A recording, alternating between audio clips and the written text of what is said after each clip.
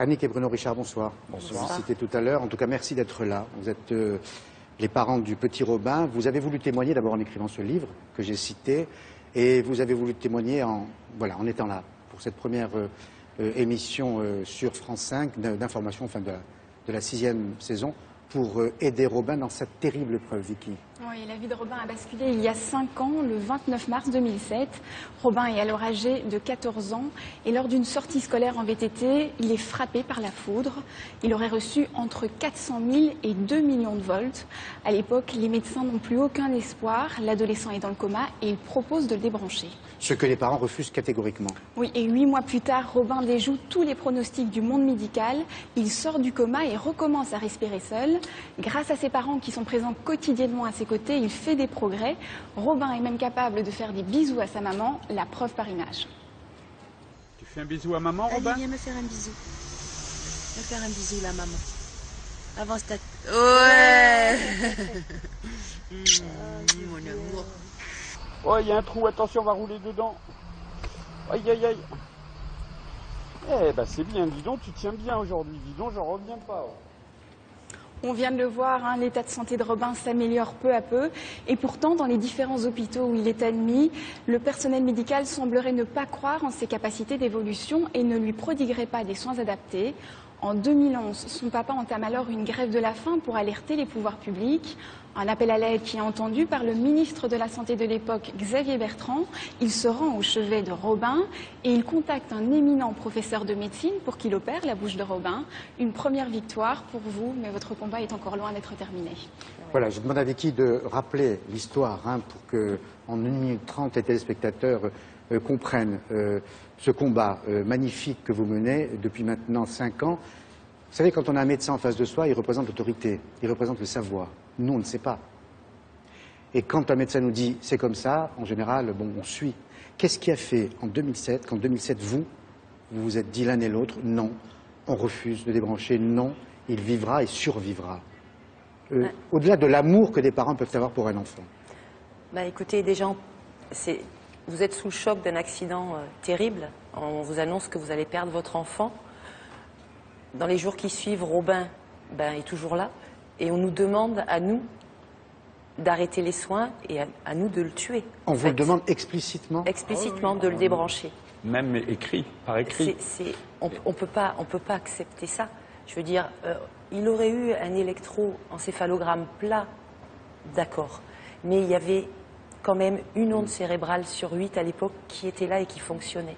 Donc on a dit qu'il faut lui laisser sa chance. On n'a pas le droit en tant que parents de nous-mêmes d'arrêter les soins et de tuer notre enfant.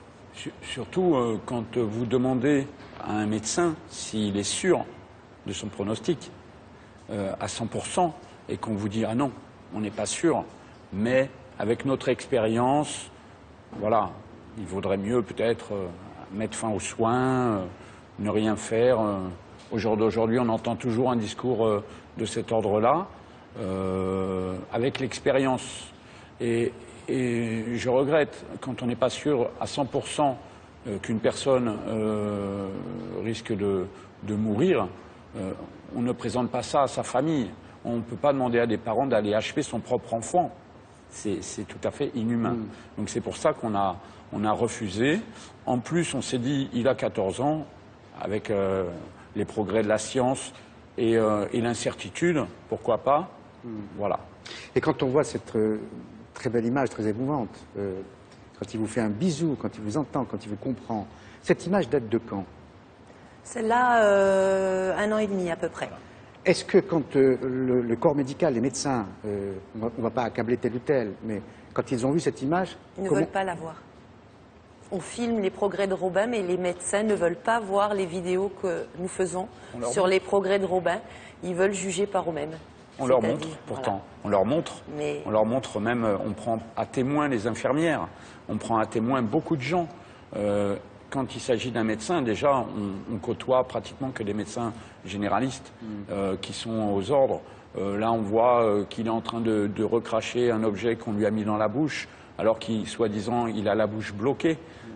Donc, quand on lui dit qu'il n'a aucune réaction, il faut prendre le temps de pouvoir juger comme nous. Nous, on prend le temps d'être avec lui. Alors, vous dites la bouche bloquée, mais depuis hier, il s'est passé quelque chose. Oui. Vous avez une bonne nouvelle quand même à annoncer d'abord à Robin, à nous annoncer, enfin à votre famille. Ben, c'est-à-dire qu'on a rencontré un médecin qui a décidé de nous aider. Et il a eu, comment vous expliquer, ça fait depuis le début, dans tous les médecins qu'on a rencontrés, on en est enfin tombé sur un qui a à peu près le même discours que C'est nous. le professeur Rabi, c'est ça Rassi. Rassi. Voilà, donc bon, il va étudier le cas de Robin, mais Il a l'air décidé. il a l'air décidé à venir en aide à Robin pour finir l'opération qui avait été faite. Et il est donc confiant, enfin il pense que... Vous savez, Parce que la bouche ouverte, il faut expliquer aux téléspectateurs pourquoi comme ça elle est ouverte, c'est qu'il a dû pousser un cri au moment où il a été Voilà, c'est frappé une par la foudre, c'est ça tétanisation, c'est un ensemble. Il a crié au moment du choc de foudre et en fait, il a une tétanisation globale de l'ensemble des muscles du corps, donc la mâchoire.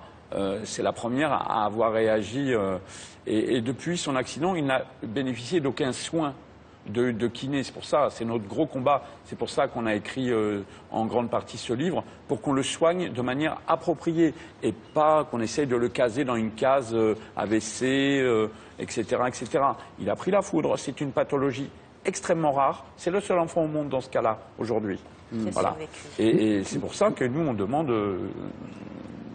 des spécialistes. Oui. Voilà. Mais il comprend tout ce que vous dites, Absolument. surtout Oui. Absolument. sa relation avec ses frères et sœurs. Enfin, Ah oui. il a un frère jumeau Un d'ailleurs. frère jumeau, Maxime, et une J'imagine grande sœur, ce que le frère Morgane. jumeau doit ressentir parce que...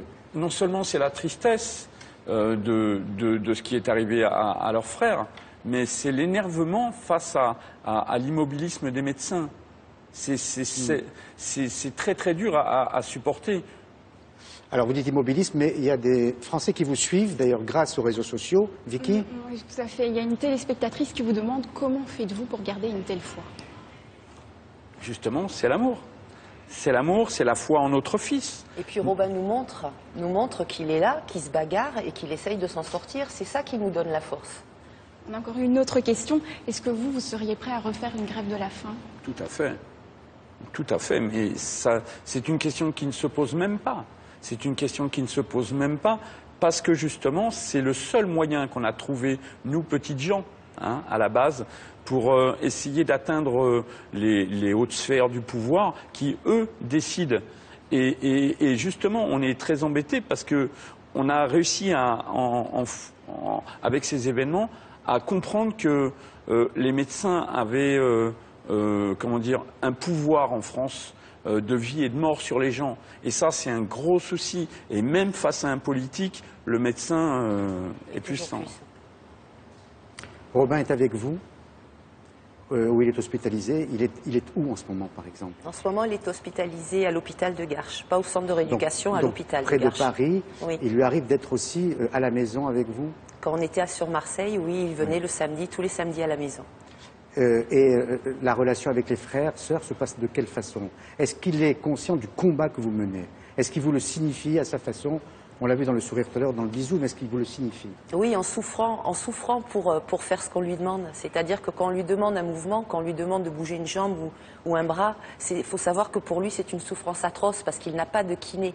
Donc il a des rétractations musculaires et Attendez, vous dites qu'il tendineuses. n'a pas de kiné, vous pourriez demander à un kiné de venir, simplement. On n'a pas le droit. C'est un... Comment vous Vous n'avez pas n'avez le droit? pas le droit Qui vous de- interdit? Non, mais- Quand vous êtes dans un établissement, dans un centre ou dans un hôpital, vous n'avez pas le droit de faire venir quelqu'un de l'extérieur pour pratiquer sur... Vous avez des règles. Il y a des règles. Il y a des protocoles C'est des de soins. protocoles.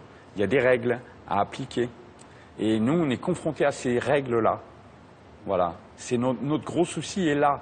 On est obligé de se plier à des médecins. Au protocole de soins Voilà, au du protocole de chef soins. de C'est pour service. ça Voilà. qu'on demande qu'un médecin en France, il doit bien y avoir un médecin qui va décider de s'occuper globalement de notre enfant en France. On a quand même une des meilleures médecines en France.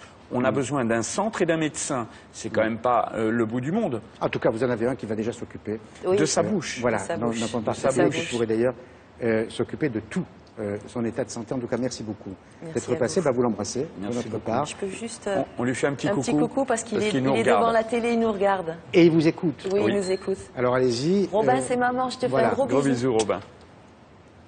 Merci beaucoup. Eh ben, salut Robin, si tu nous écoutes. Et je rappelle le titre, Robin, le jour où le ciel se déchira. Et on souhaite un deuxième livre.